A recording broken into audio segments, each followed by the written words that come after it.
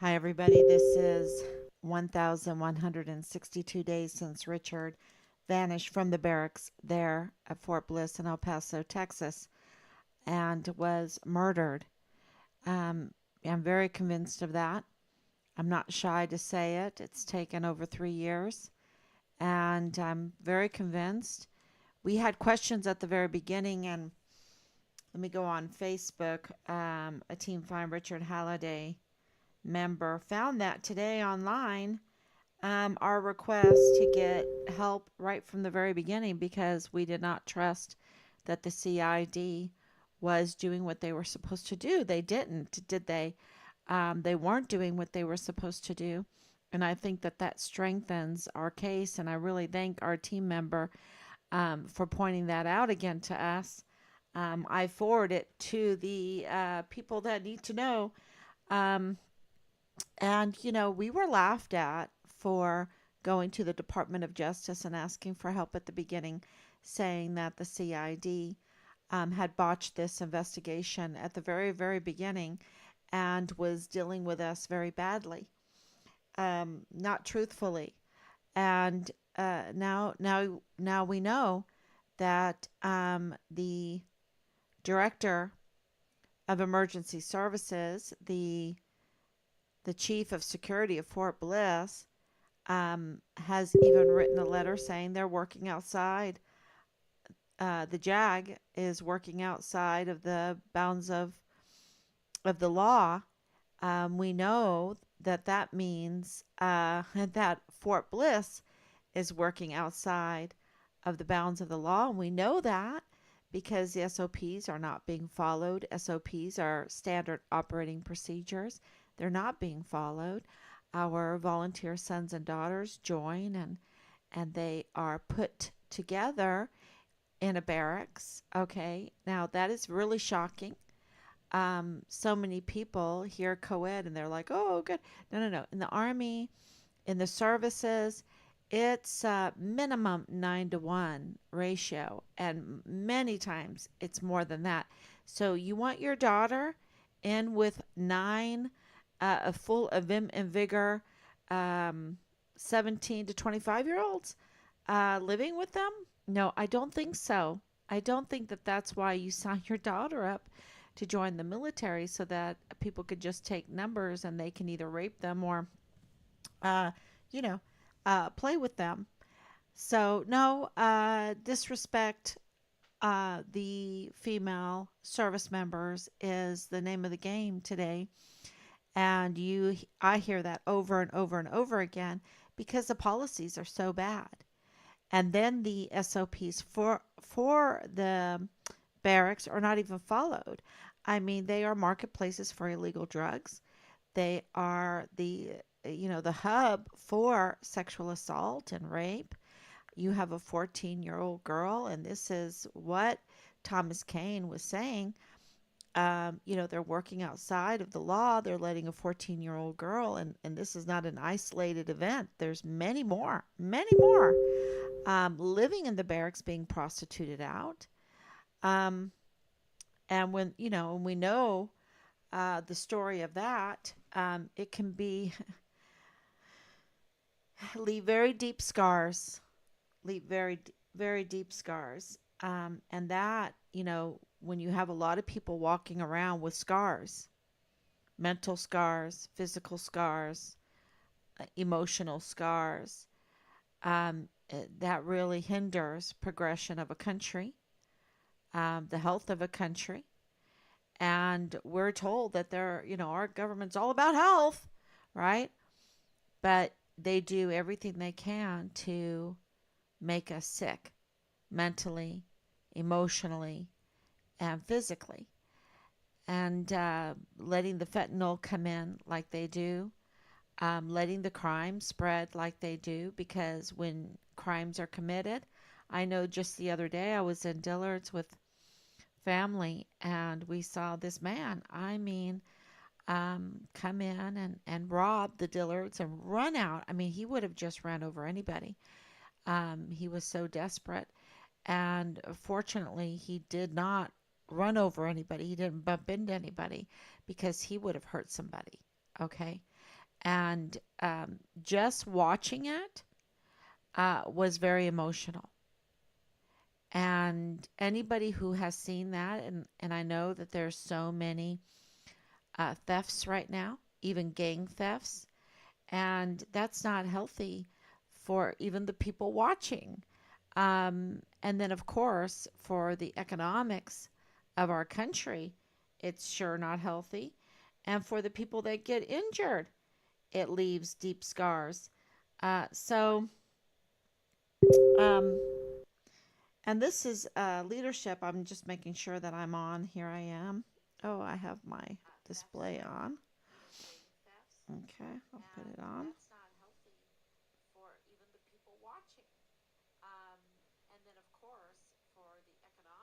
Okay, I'll turn that down. I am on. Everything's working great. Thank you so much for coming on day 1162.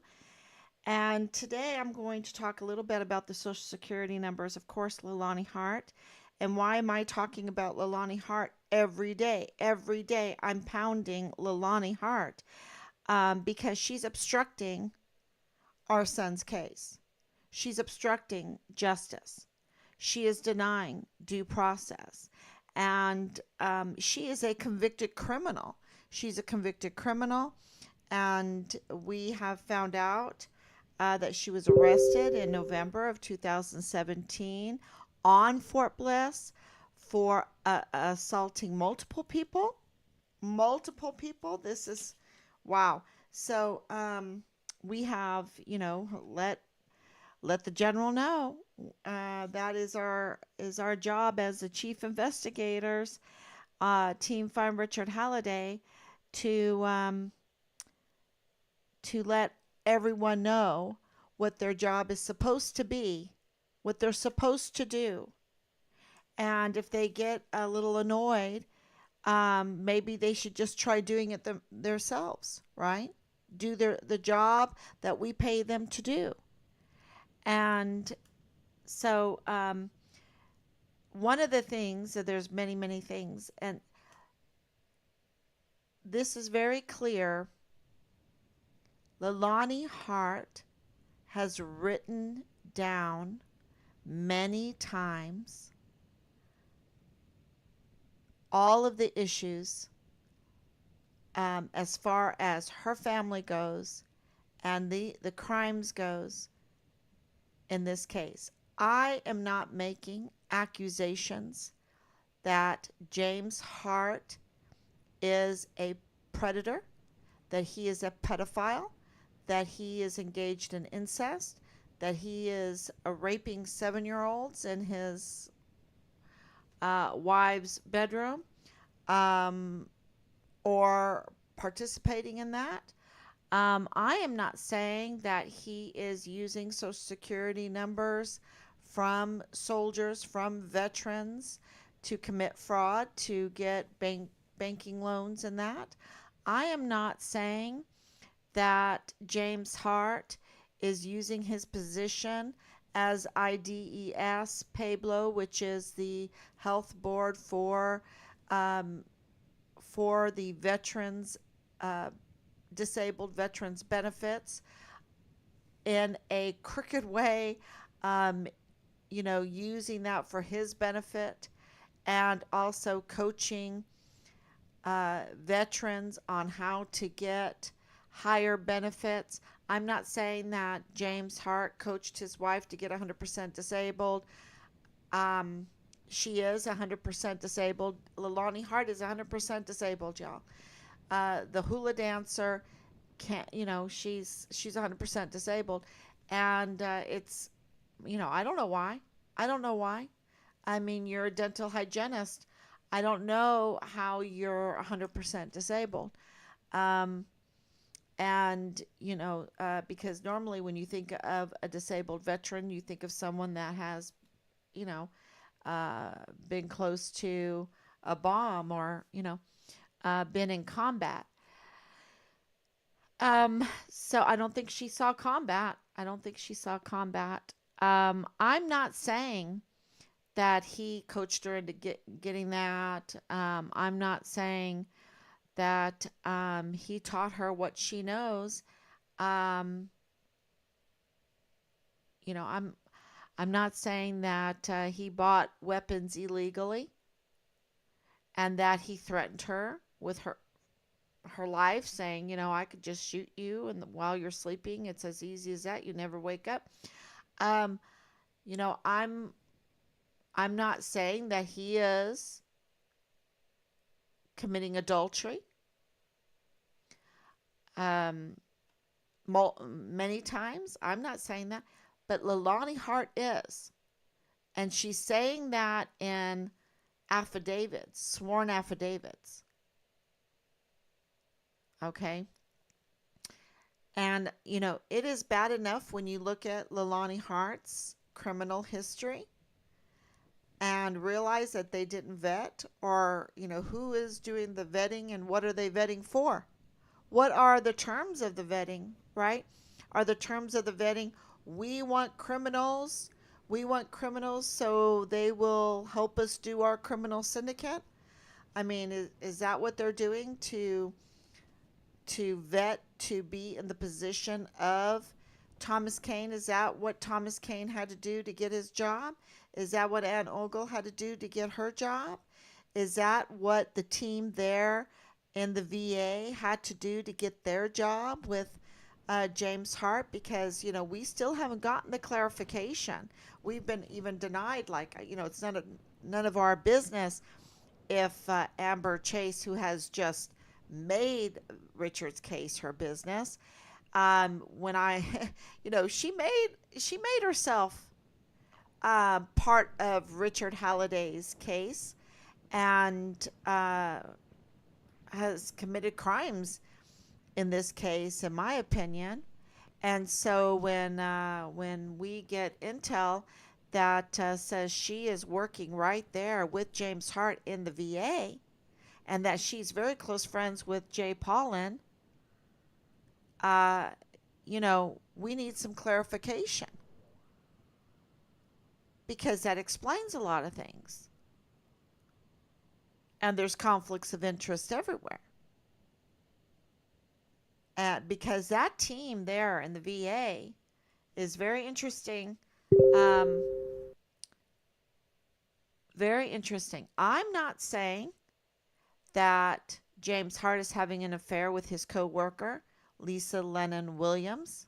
I'm not saying that, but Leilani did. Leilani did. Leilani's saying all this. And I didn't say that Dallas Hart was taking flying lessons from Dara Sarah West. No, that was Amber Chase. I didn't say that Richard reported several times to the CPS.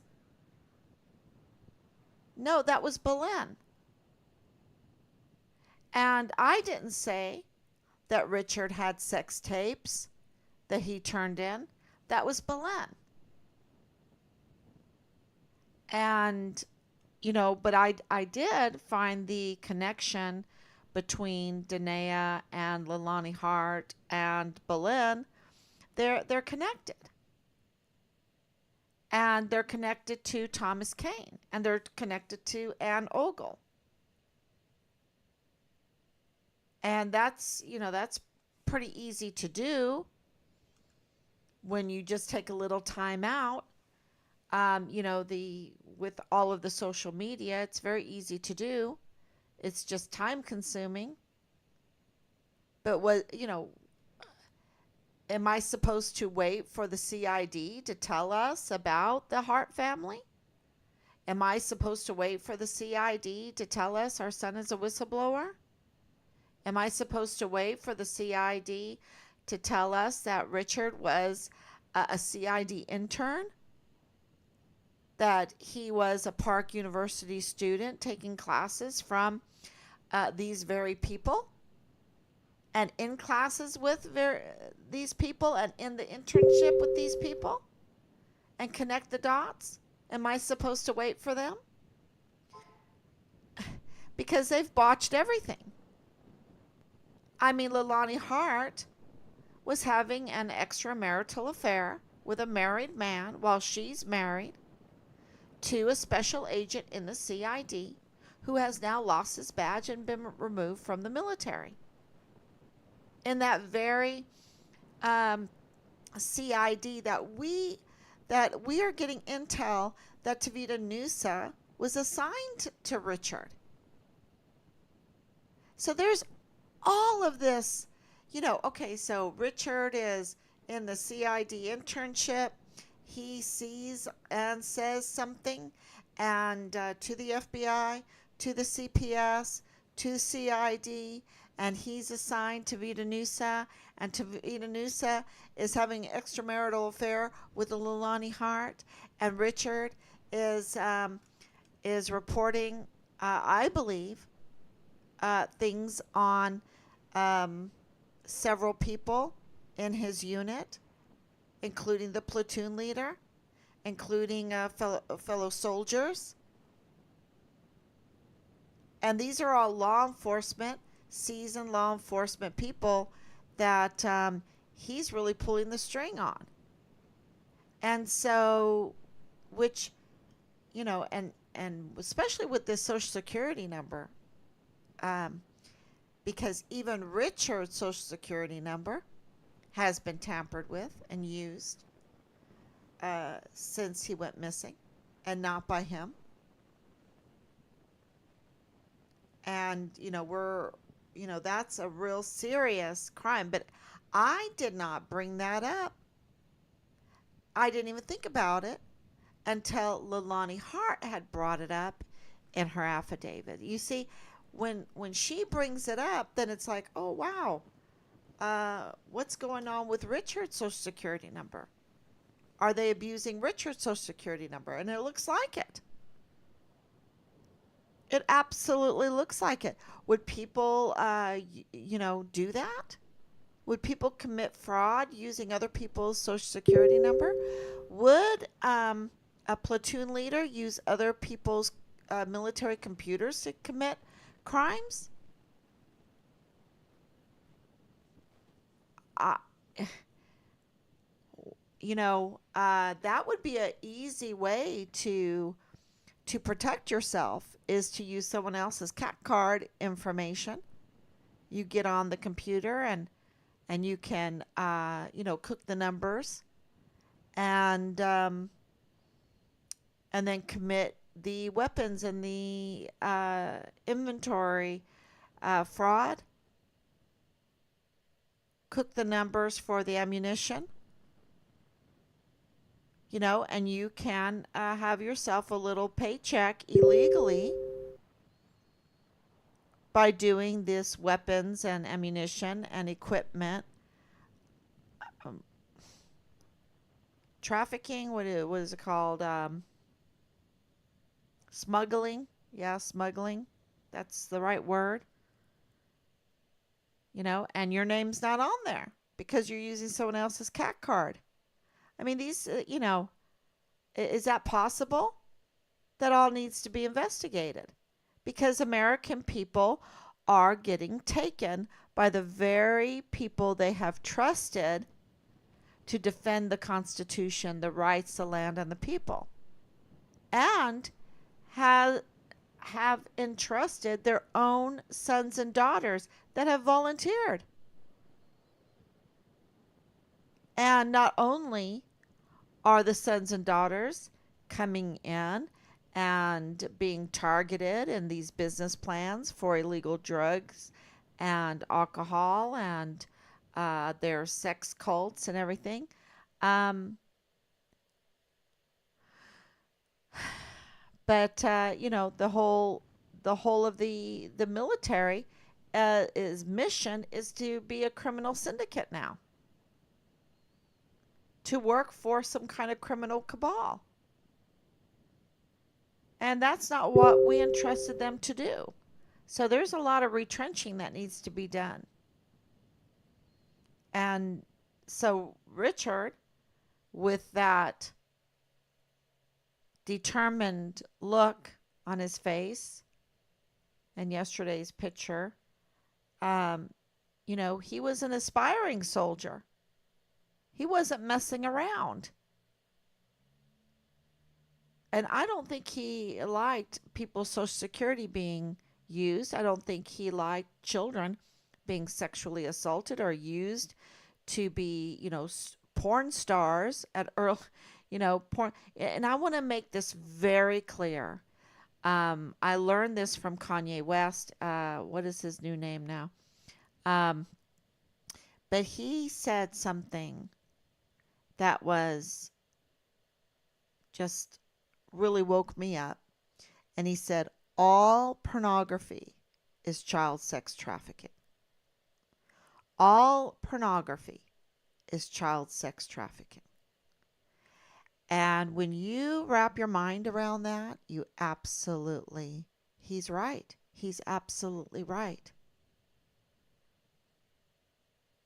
And so I just want to say that I learned that from him, and I'll never think of, I never am interested in pornography, but all pornography is child sex trafficking. And so this child pornography, which is illegal, is just a product of all the pornography. And whatever with the insults, I look at children and I want them to have a nice life. I don't want them to be sex objects. So, yeah.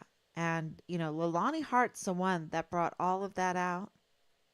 She's the one that said it. She's the one that made us aware of the Social Security numbers being abused. And I think that that's really, really important. The other thing that I wanted to talk about is the the ramifications of Richard's whistleblowing. So we have dates of when he was blowing the whistle. And it's very interesting because as this goes on, I'm starting to understand because I never was in the legal world. I never was in the legal world. I'm just a mom. I want to be in the gardening world. I want to be in the sewing world. I want to be in the house, taking care of the household world and the cooking world and baking in the seasons of Christmas and Easter and um, Advent time that's coming up soon and Thanksgiving and, decorating for them and enjoying my grandkids. And this is what I wanted my life to be. God had different plans, right? And He has made Team Farm Richard Halliday advocates for Richard. And in so doing, we have learned how to be investigators, and we've also learned law and how the legal system works and how the criminal mind knows the legal system and they use the legal system. The the law abiding person doesn't really know the legal system, and so they get taken advantage of very easily. And one of the things with Richard is that he was getting into law enforcement. He watched, I don't know, he was very interested in all of that, how the law worked. Um, and so he put in these complaints. And we have from several witnesses that the IG were all over the barracks because of Halliday. Okay, that's not me. That's witnesses. Okay, I just, received the phone call. I just was at the rally and, went on post and talked with people. And the IG were all over the barracks because of Halliday. And we were given reports that there were arrests in July of 2020. Okay, there were arrests in July of 2020. So, that's really interesting. Before then, Richard put in these complaints. And, because things take a long time, right? They take a long time. And in 2019, he absolutely put in complaints. And these criminals, let's just say, let's just put out a scenario. Richard was complaining, um, and you had his platoon leader that was up to no good, and Richard complained, and his platoon leader, let's just say, his platoon leader had connections even with lawyers, right? With big lawyers that would even be like equal to prosecutors in Patrick Crucia's case, right? I mean, big lawyers. Let's say he had connections with them. And they would say, well, you got a problem here. You've got a whistleblower, and he blew the whistle on you, but you need to discredit him. That's what we need to do. We need to discredit the whistleblower. Voila, the DUI. Okay? I'm just saying, this is just a scenario, y'all. So voila, the DUI. And it's a messy DUI. It's canine cop at midnight, 1:00 in the morning. As soon as lights go on the cop car, the video goes on. There's no video. So were the lights never on? Richard was just stopped in the parking lot. We have two stories: a refuse, and then really not any really different, but it just seems that there's no evidence.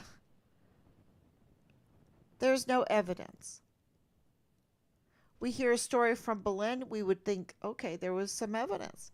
But there was no evidence, was there? No evidence at all. No video, no evidence, nothing.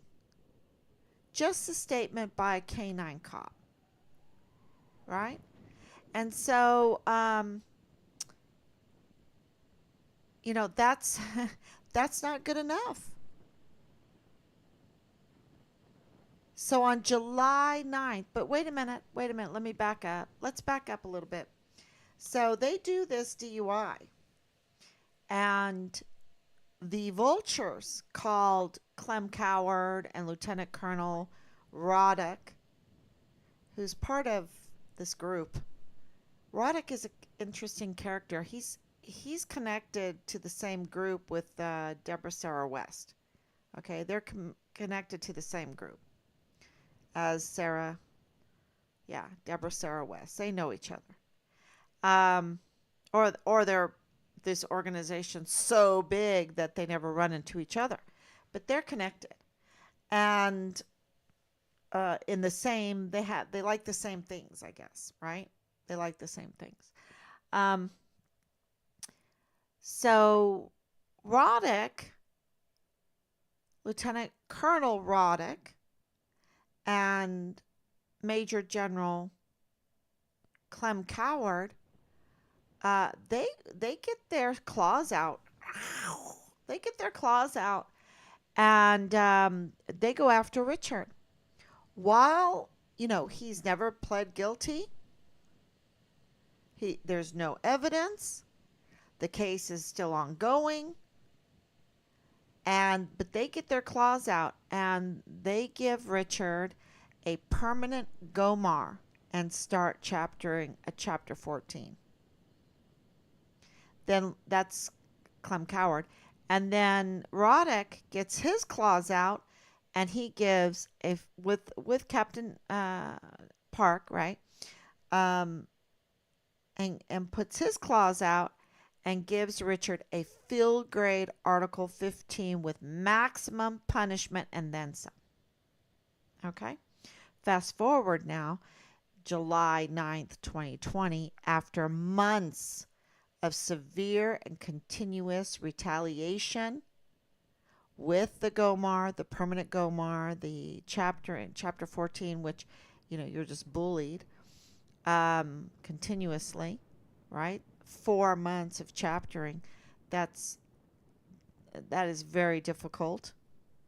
And then the field grade Article 15 with the 60 days of restriction and the 45 days of extra duty, wearing full battle gear, losing 3 ranks, being bullied because of that. You're the lowest rank. They put him down to the lowest rank. And,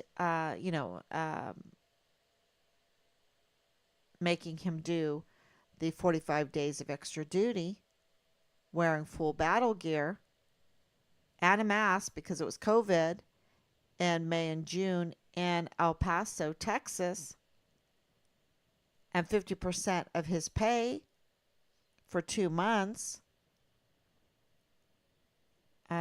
So that, after going through all of that,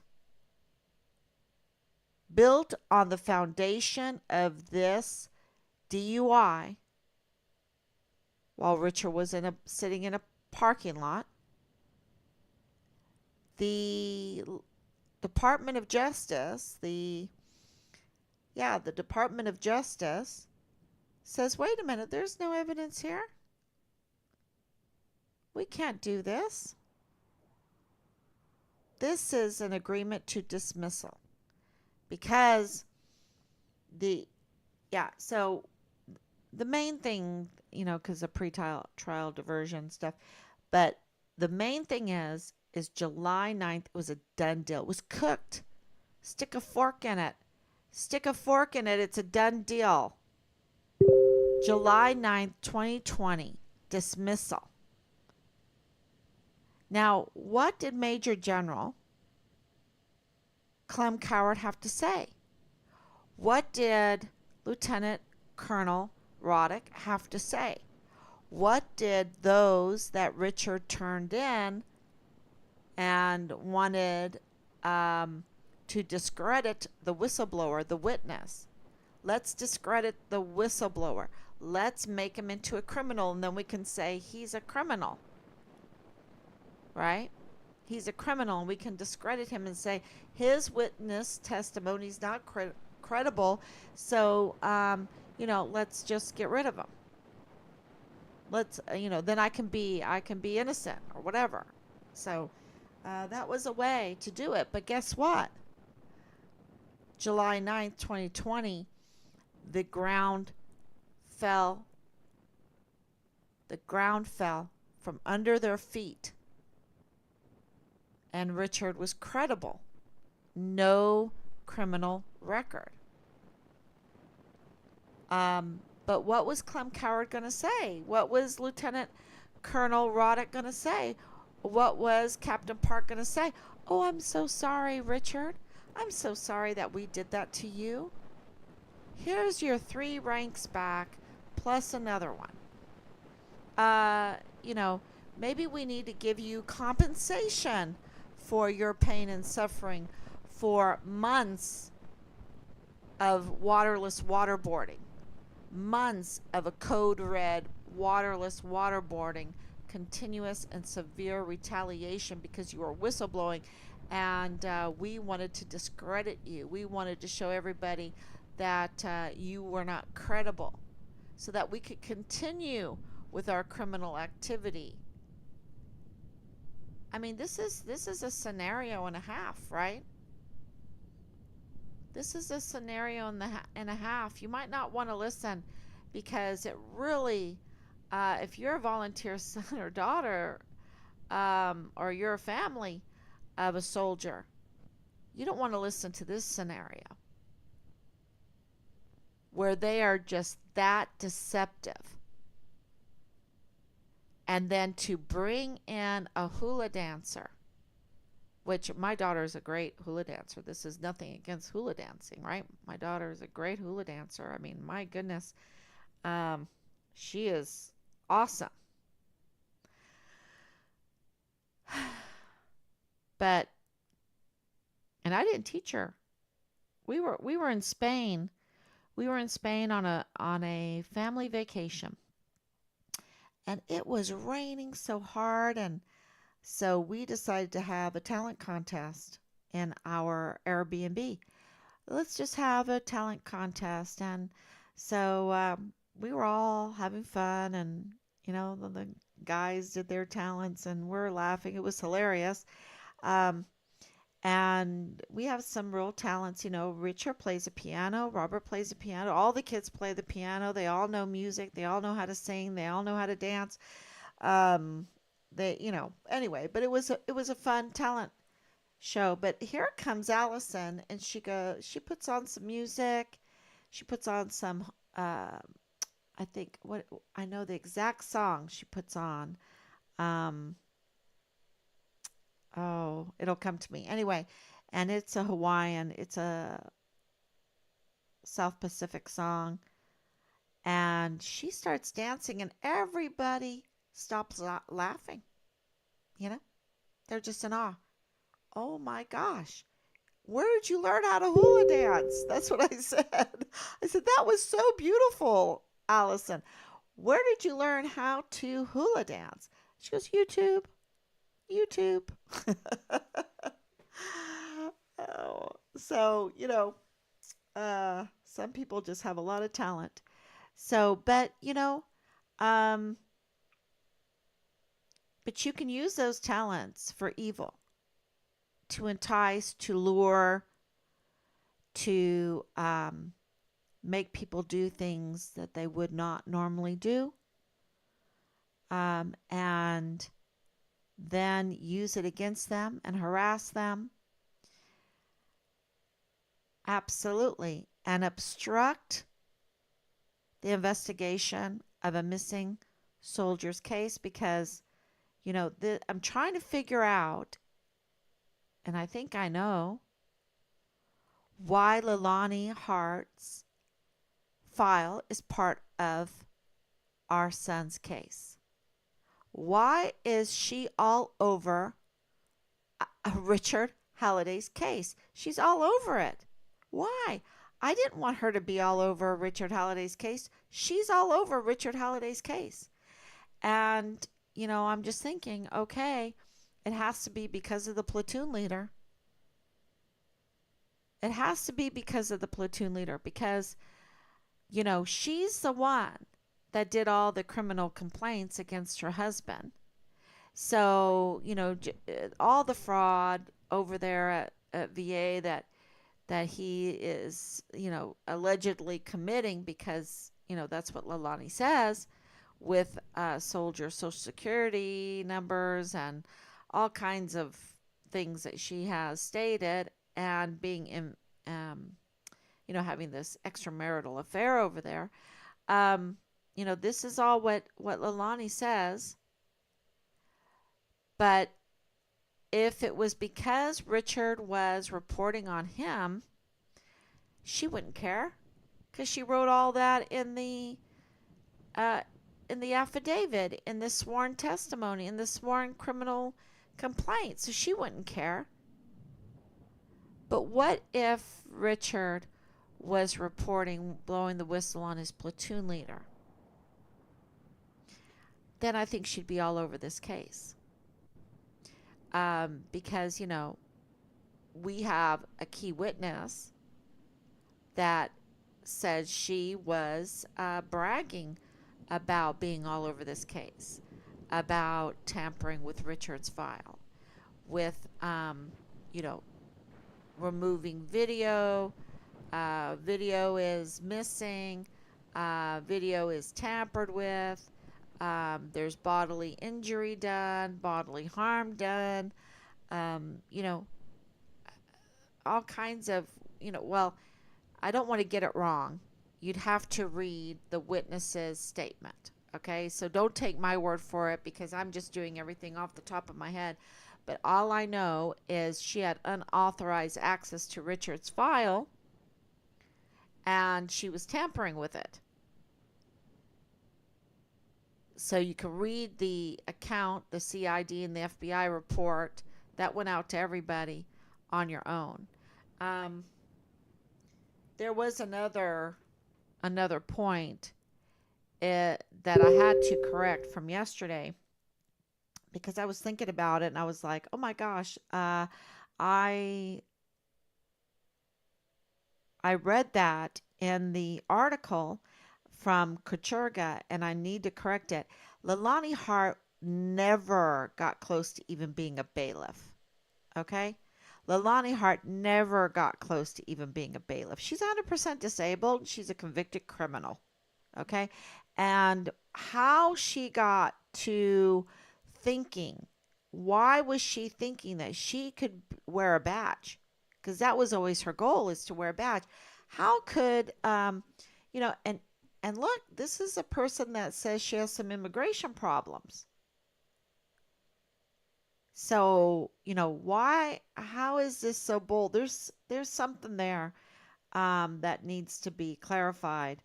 How she can be worried about her immigration status, but at the same time be so bold to think that with a convicted criminal, harassment, what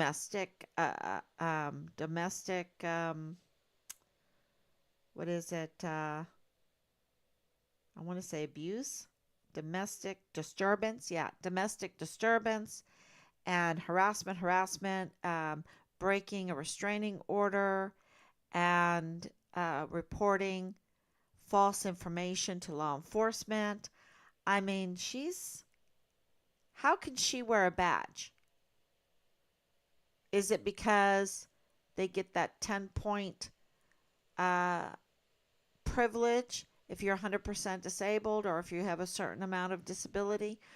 I mean, but she never, I just want to make sure that everyone knows this, she never got close to even the opportunity to be a bailiff. And I think that's really, really, she was never even considered. She was never even considered to even pretend to be a bailiff, right? So, yeah, I think that that's really important information. Um, yeah, I don't think that after July 9th, 2020, when Richard's agreement of dismissal came through, that the major general and that lieutenant colonel would, apologize to Richard and give him something for his pain and suffering, and that they would be, it would be their ruination, right? It would be their ruination. And also, um, Richard would get his credibility back for, to be a witness at different trials, at different hearings. So there is a lot of motive there to kill him. There's a lot of motive there. So I wanted to establish that motive. I think that there's so much information, but we've been busy writing letters, more letters today again. There was something else I wanted to say, but I can't remember. It'll come to me. So I'm going to answer questions now. Thank you, Danielle. Thank you, Anicia, for coming on, for supporting.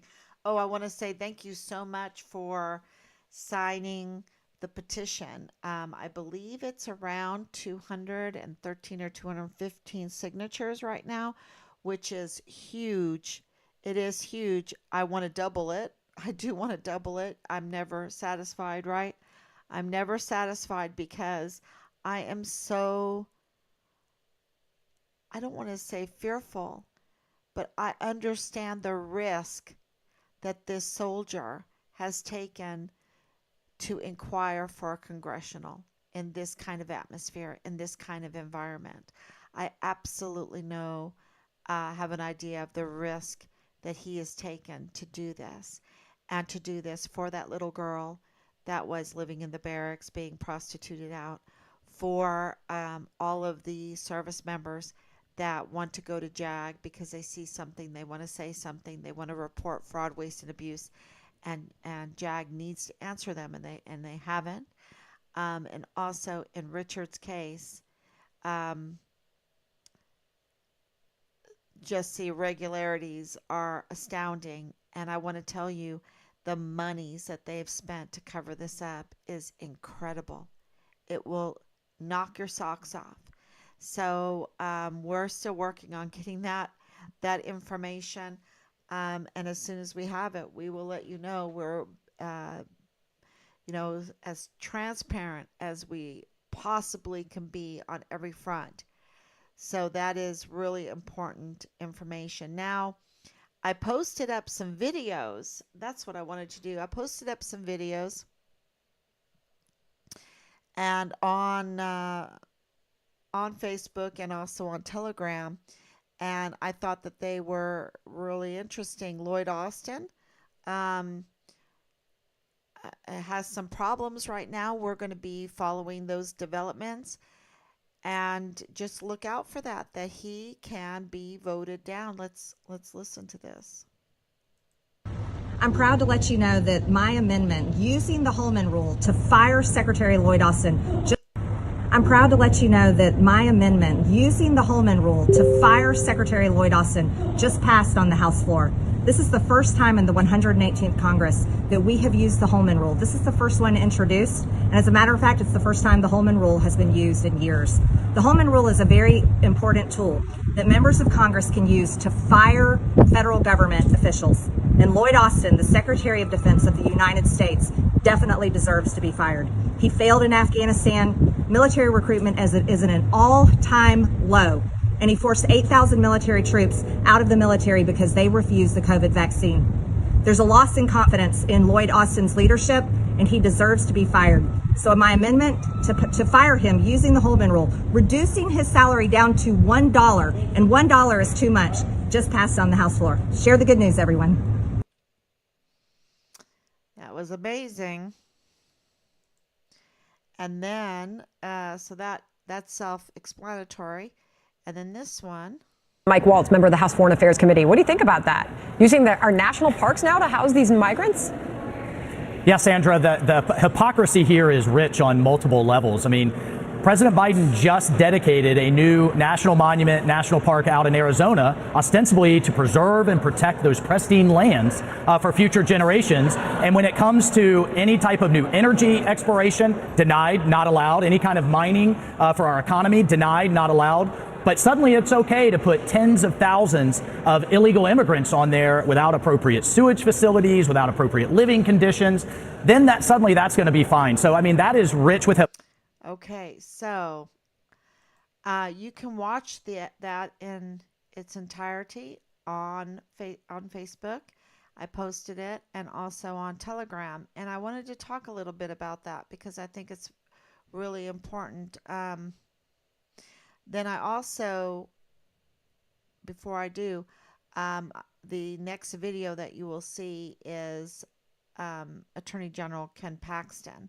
And he was on the Charlie Kirk show, and I posted that up because we're keeping very close track of what Attorney General Ken Paxton is doing, because lots of money was allocated through certain avenues to fund the cover-up of our son's case. And we're working very hard to get that all exposed, and to get Richard's remains, to get the truth about what happened to our son. So that is something that you'll find on Telegram also. And I don't know if I posted that on Facebook. I'll try to do that. Um, so going back to this national parks, you know, our military right now has a big problem. They don't have a mission. They have forgotten their true mission, which is to, and I'm talking about the 44 four-star generals and admirals. You know, the admirals, they were in charge of this emergency intake center at Fort Bliss, and we have 85,000 unaccounted for minors. What were those admirals doing? They can't keep track on land or something? Um, you know, there's a big problem with the criminality when it comes to human trafficking, of course, child sex trafficking, of course, you know, low labor costs. Um, so is that what they're doing, making slavery, you know, messing with that? Um, there is real questions about what the Army, what its mission is. And on Fort Bliss, what is Fort Bliss's mission, right? And they really don't have a mission until recently. And months ago, um, the whole area, oh gosh, McKillincon's Canyon, um, Castner Range. The Castner Range area was turned into a national monument. And now, after 90 years, the Army has given Fort Bliss the mission to oversee Castner Range, to oversee this national monument. What are they supposed to do? That takes like 5, 7 people, right? 5, 7 people, maybe 10 people. Okay, let's give it 10 people. Let's give it a dozen. Okay, so a dozen people. Then Fort Bliss needs to be shut down.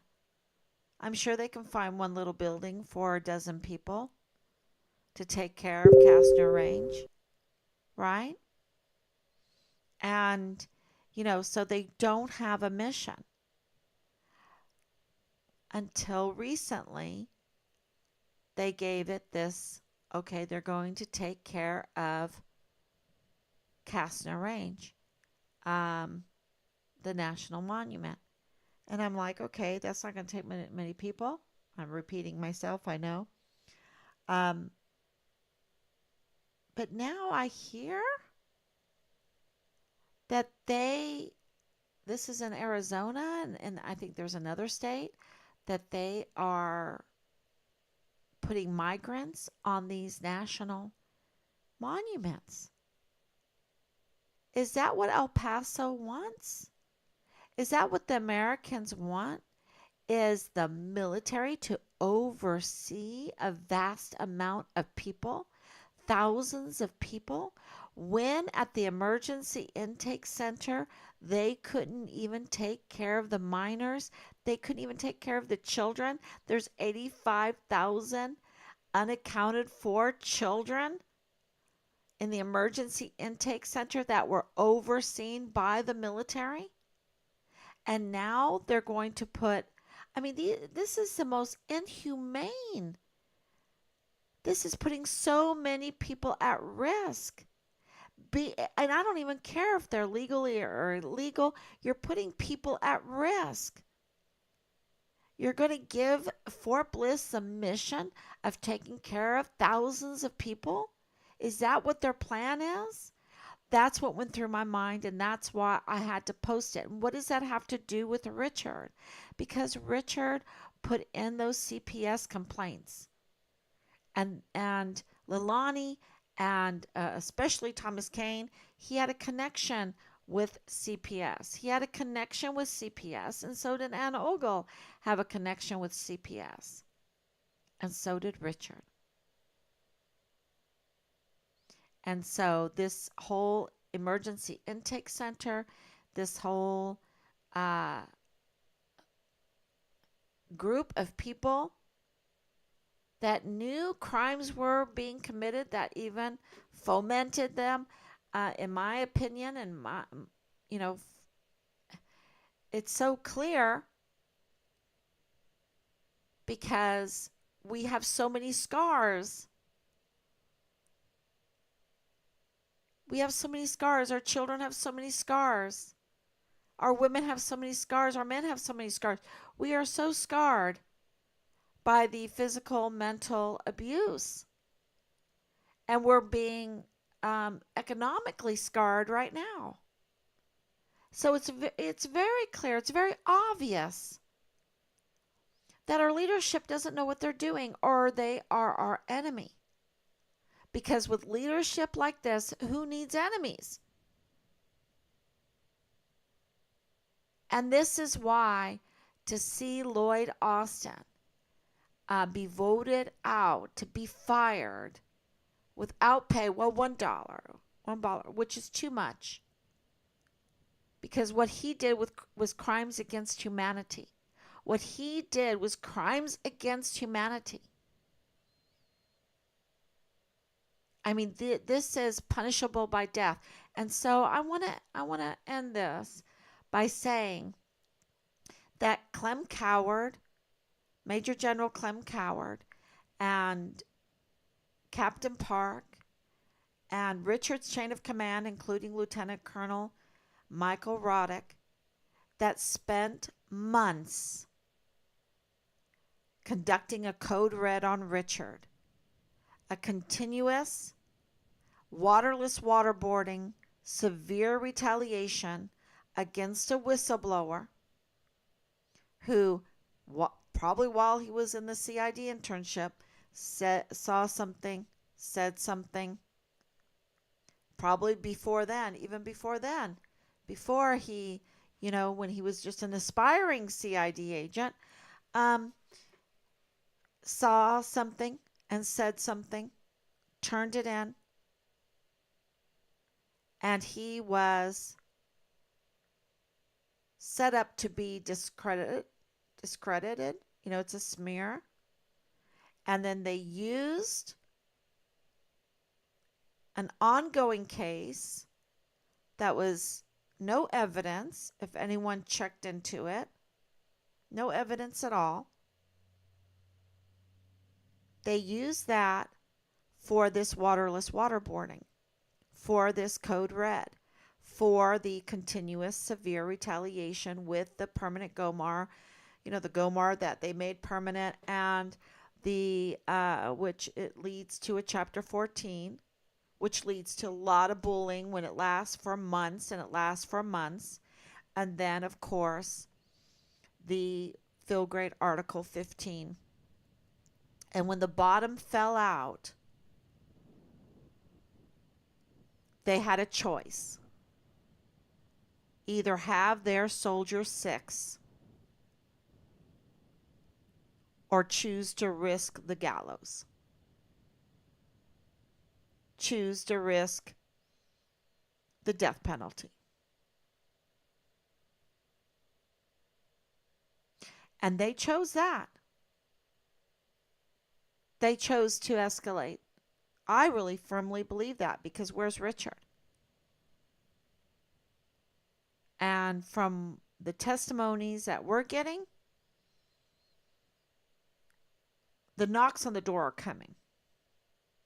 Because we have so much evidence that it is driving institutional support.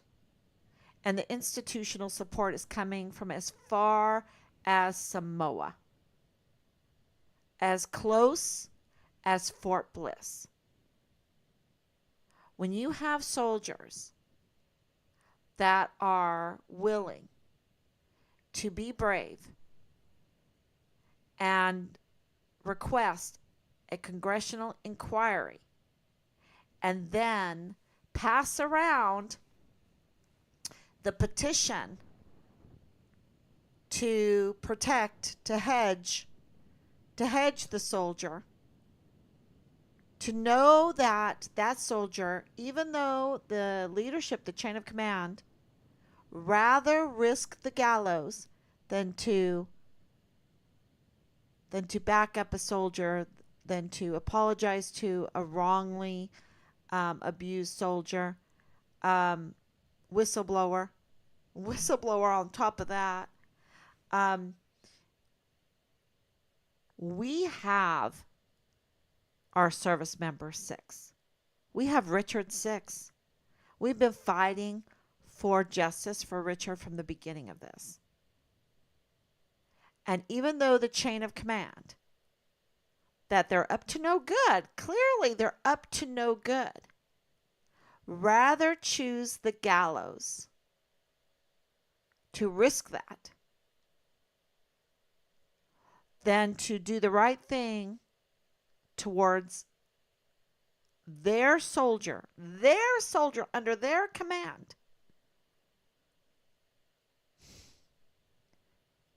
That is, that's why Lloyd Austin is, I think he's about to lose his job. That's why there needs to be a retrenching.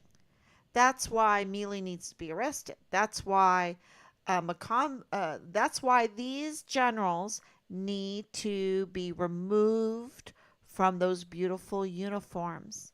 Remove their stars, because their crimes are so selfish, are so big, are so criminal, that rather than make it right with a retaliated against whistleblower, they would rather murder him, code red him, waterless waterboard him more, whatever, and risk the gallows than to be an army of one.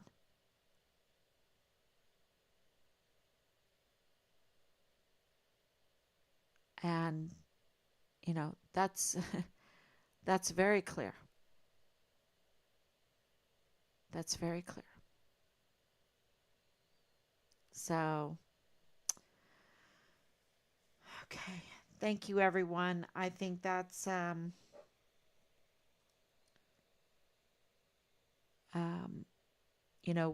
we have put in a lot of time to get the institutional support. And there have been a lot of FBI informants involved in this, millions of dollars. Okay? I'm just telling you, millions of dollars. You wouldn't believe it. And I think, we're getting institutional support now. And you're going to see it. And you might even see some numbers dropping as far as views, because I think things are happening behind the scenes. Finally. And this is something we asked for from the very beginning. And Team 5 Richard Halliday was reminded of that today, that we asked for this from the very beginning. Institutional support. So thank you so much, everyone. And, we want to find Richard, his remains. We want his remains. And we want accountability for what they did to him. And I think that July 9th, 2020 is a huge, huge turning point in this case, because it really does establish 2 motives. And there's lots of motives, but here's 2 more. So, okay, everyone, thank you so much, and God bless you. And I will be back tomorrow